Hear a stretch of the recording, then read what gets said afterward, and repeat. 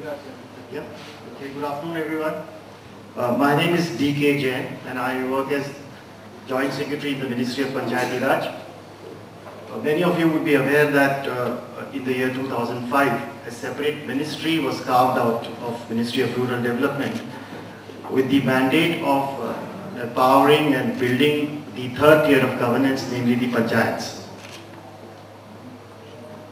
My brief presentation would be highlighting the challenges that we face in terms of the functions that have been devolved and what are in terms of the capacities of the panchayats to be able to deliver the mandated functions and how we propose to meet them through ICT. And when we talk of ICT applications and deployment, what are the challenges that we have encountered so far? I have been in this position for almost over 2.5 to 3 years now. We have achieved some progress, but still there are a lot of challenges, and I'm here actually to seek support from all of you to see how we can come together and collaborate and overcome these challenges. Can I have the next slide? Just a brief recap of the next one. Just a brief recap of the numbers that we are talking of. There are almost about 250,000 panchayats. When I say panchayats, these are the local governance units in the rural area in 600,000 villages. And then we have almost about 10,000 municipalities which are also units of local governance. We have reservations for members and the chairpersons. Now this makes our job a little complicated because reservation policy per se, it throws up its own kind of challenges. Reservations for SC/STs and reservation for women, which is 1/3 and likely to be raised to 50% very soon. Elections through an independent state election commission. Why I am emphasizing on this point is that every 5 years you have a new set of representatives who get elected. So it itself it's a challenge as to how to sort of train them and how to help in capacity building there, because every 5 years you have a new set of representatives coming in. And then the state finance commissions, of course, they are playing their role. The actual empowerment in terms of our constitutional arrangement is to be done by the states. Now here is a bit of a problem because the central government really doesn't have very much to say in matters of implementation when it comes to panchayats, because panchayats is actually a state subject. So we can at most draw policies from here. We can try and incentivize the state governments into reforming the local governance structures, but there is really very little that the central government can do in terms of direct intervention. Now the constitution also provides that there are as many as 29 subjects which are to be devolved to the panchayats.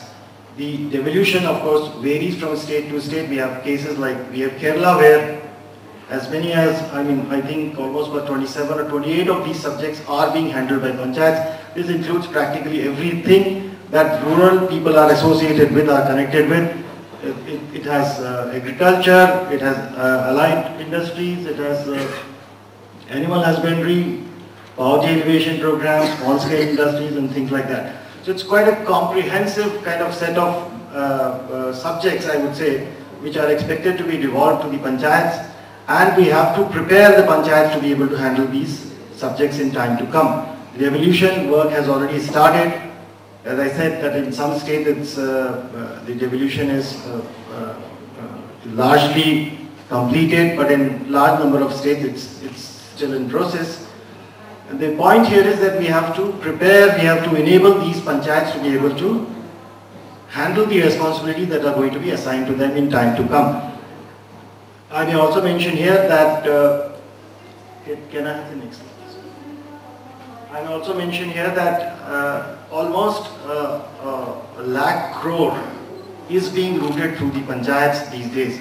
So this is the size of money that's being routed through the panchayats, and obviously it's in the interest of everyone to. So we were talking of the kind of money that is flowing through the panchayats, as much as a lakh crore, maybe more than that, as of now. And we expect, we already have signals from Planning Commission, that the next 5-year plan period. This is likely to be stepped up substantially, and therefore there is an emerging necessity of empowering the panchayats further in these matters.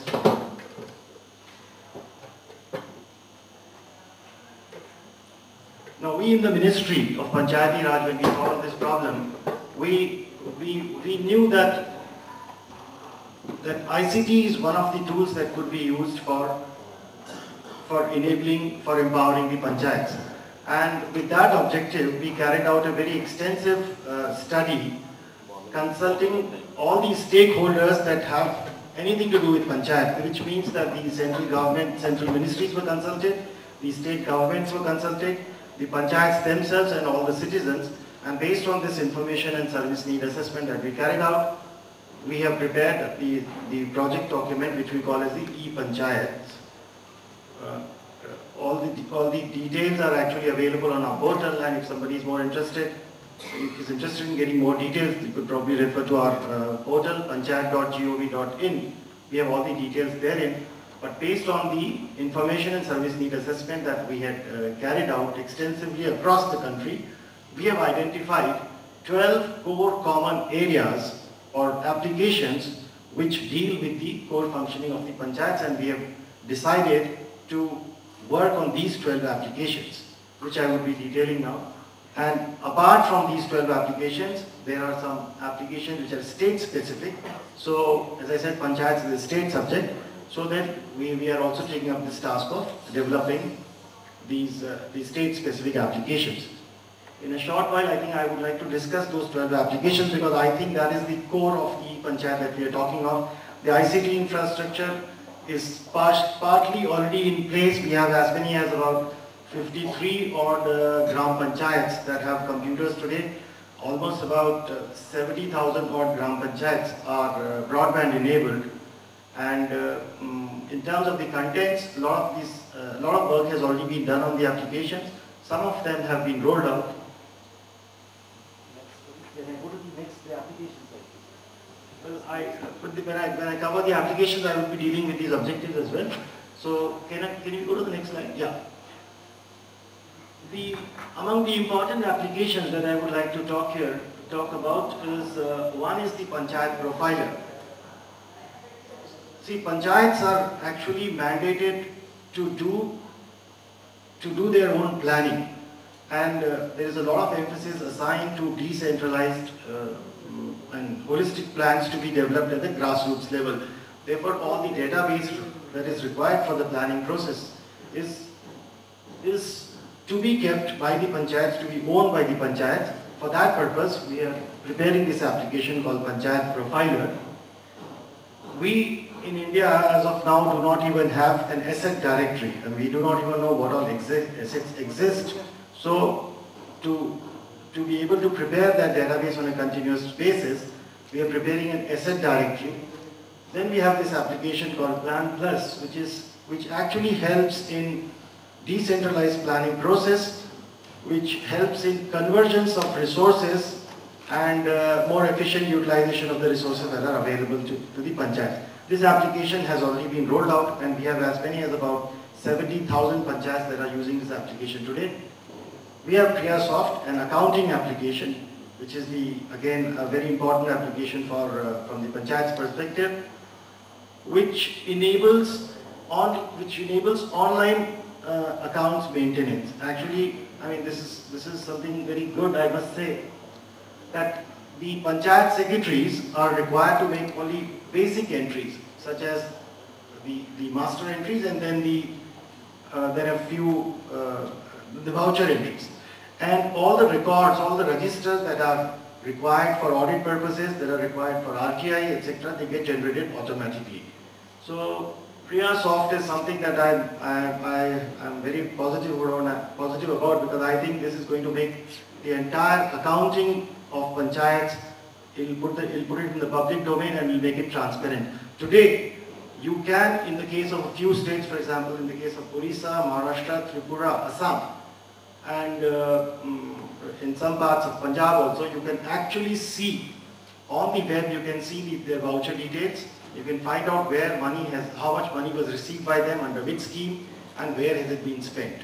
So I think this is going to be of immense use, not only to the Panchayat functionaries but also to the citizens, to be able to find out how the money is being deployed. Then we have ActionSoft for scheme implementation monitoring, because Panchayats are required to do a lot of agency functions also, such as all the schemes that are implemented through Panchayats, all the MIS to be reported through ActionSoft. We have a module on grievance redressal and social audit, which is assuming importance now. We have a module which is on social audit as well. Now, training of Panchayat functioning, it's an immense challenge to us, because we have as many as 30 lakh functionaries, elected representatives who have to be trained over a period of 5 years, and they have to be trained repeatedly, not only in terms of their functions, etc., but also on these schemes. So that's a tremendous challenge to us, and we have developed this application on training, and of course all this with the GIS layer. Then we have this unique thing, the Panchayat portal, which helps creation of a website for every Panchayat without writing any single line or any coding required at all. It's a very simple application in which basic documents can be uploaded and the website gets prepared. And then we have Service Plus, which is for citizen services. Things such as the certificates that the Panchayats give, the permissions or the licenses, etc., that Panchayats issue. To automate that process, we have developed these applications, Service Plus. Almost about 6 of these applications have been now are ready, are deployed, partly in some states. And of course, all 6, as you will see in the next slide, are all integrated in the sense that they all use a common Panchayat code and things like that. And an output of one application feeds as input of the other application. Can I just go to the next slide? Maybe just quickly run over. So this shows the interlinkages of these applications. Now, I would like to draw your attention to the challenge that we are facing. Next.